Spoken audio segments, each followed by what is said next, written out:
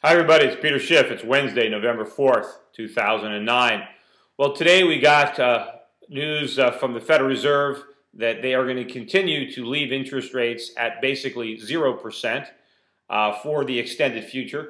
The Fed says that the outlook for the economy is improving, but despite that improving outlook, they still think they need to keep interest rates at zero.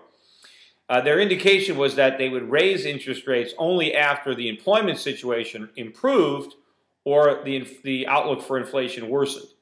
Now, the employment situation is not going to improve. The government is making sure that. So we will continue to lose jobs at a relatively slow pace, I guess, but the employment situation will deteriorate, which means the Fed is not going to be raising interest rates because of robust employment. On the other hand, the inflation outlook is also going to deteriorate. But it is my feeling that the Federal Reserve will remain blind to all the obvious signs of inflation until it's too late. Remember, the Fed doesn't look at actual inflation, which is all the money they're creating, and it doesn't even look at actual prices that rise as a result of inflation, such as energy prices or food prices. All the Federal Reserve looks at is the CPI, a government index of prices, which is highly manipulated because it's got hedonics, it's got substitution. There's all sorts of ways the government massages the data so that the increase in the CPI is much less than the actual increase in prices. But even then, the government isn't even, the Fed isn't even content with looking at that index. They break it down even further. All they look at is the core CPI, which are prices excluding food and energy, which we know are among the first prices to rise as a result of inflation. So the Fed is going to keep interest rates artificially low or at zero until they see a big rise in the core CPI. Of course, by then it's going to be much too late for the Fed to put the inflation genie back in the bottle. And of course, the damage will have already been done to the economy and the dollar. Speaking of the dollar, it dropped. The dollar index dropped about a full % today. The dollar index is back at a 75 handle. I said yesterday on this blog that I expected the dollar to weaken almost right away, especially given the surge in the price of gold yesterday on the back of IMF sales to India. Gold continued to rise again today. At one point, it was up over $10. I think it finished only up about 5 or 6, but that was a new record high. We are closing in very rapidly on 1,100. Ultimately, I expect these $100 per ounce milestones to start dropping like dominoes as people really start to appreciate what's going on.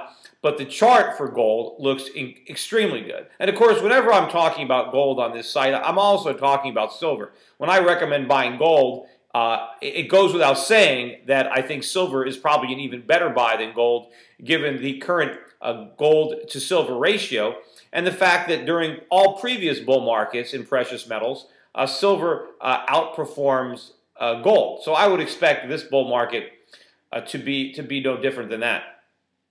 Also, you know, in the news today, I thought I would comment on this because it just shows how the politics works. When Fannie and Freddie went bankrupt, they had a lot of losses.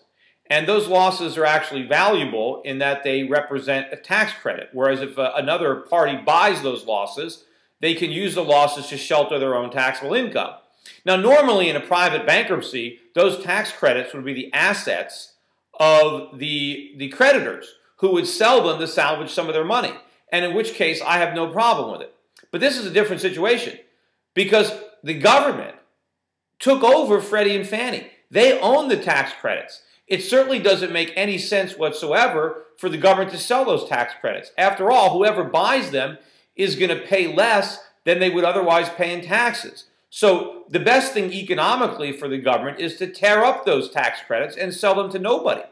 But as it turned out, it looked like they were about to sell them to their friends over at Goldman Sachs. Well, as if the government haven't done enough for Goldman Sachs, they helped bail out their positions, help them make record profits, and now they want to make it so that their executives can shield taxes on those profits. Talk about adding insult to injury. And you know, another thing, I guess Warren Buffett decided to step up to the plate, and he says, no, don't sell them to Goldman Sachs. I want to buy them. And he reveals that he's been buying tax credits for 20 years or so. Well, I think that's pretty hypocritical of Warren Buffett. You know, Warren Buffett is constantly going on television talking about the fact that he thinks that taxes are too low on rich people. And he thinks that taxes ought to be raised on people like him. Well, meanwhile, he's been going out of his way for the past 20 years to try to buy credits to reduce his tax liability. Now, if he really didn't think he was paying enough taxes, why is he going out of his way to lower his taxes? Also, of course, if Warren Buffett thinks that rich people like him should be paying more taxes, what's stopping him? He can write checks and send them to the U.S. government whenever he wants. In fact, Warren Buffett has also taken steps to shelter his assets from the government estate tax. Why is he doing that? If he wants the government to have the money, I just think it's very hypocritical when people such as Warren Buffett come out and argue for more taxes on the idea that the rich aren't being taxed enough. It's ridiculous. They're being taxed plenty, and unfortunately, if we tax them less, they could use that wealth to create more investments, more productive capacity, to provide more employment opportunities. I'd rather have the wealth stay in the hands of the people that owned it than have it transferred to the government so that they can squander it. Also want to mention that tonight at midnight starts the money bomb at SchiffForSenate.com. So please, even if you've already donated, this is kind of the first money bomb that I'm kind of really promoting here since I've been a candidate. And it'd be great to raise a lot of money, especially look at what happened in the elections last night, even here in New Jersey, which is a very, very Democratic state. Barack Obama came in and campaigned heavily for the incumbent Democratic governor, and he lost in a Democratic state. And what that shows is that people are getting fed up with big government solutions. Barack Obama's popularity is waning. All of that will play out well for me as a Senate candidate here in Connecticut, because I think we're going to see a similar kind of backlash here. But the main thing, Christie, who won in New Jersey, he's not the Democratic incumbent, but really, he's not a real conservative or libertarian type Republican really promising to shrink government.